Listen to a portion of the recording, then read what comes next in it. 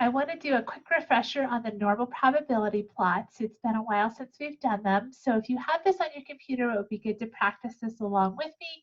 If you don't, the instructions are still on Blackboard for how to put the data analysis package back on your computer.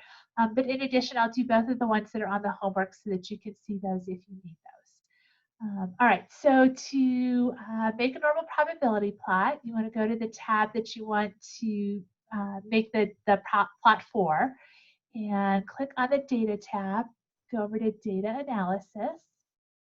And then remember that everything that we did in this class off the data analysis is under the regression choice.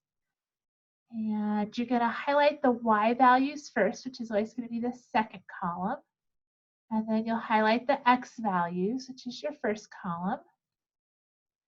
Okay, and then we're going to click the one that says normal probability plot and say OK. Right, and there's our normal probability plot. And remember, what you're looking for is this to be a fairly straight looking line across here. This one's a little bit wiggly, but it's really not too bad. So I would say that this is pretty close to normal. Okay, that was the calcium one.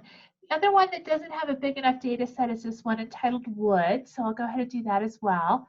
So click Data Analysis. You always want to choose Regression on the Data Analysis menu. Say OK. You'll highlight your Y range first, which is that second column. Then you'll highlight the X range, which is the first column. Click the box that says Normal Probability Plot at the bottom and say OK.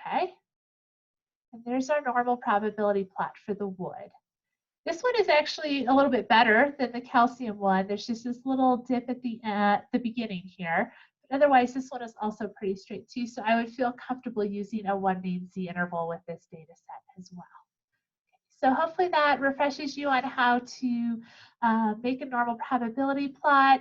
On your homework, I would circle the word normal, and then I would put NPP looks normal enough. I would write that down next to that to say that you've looked at the normal probability.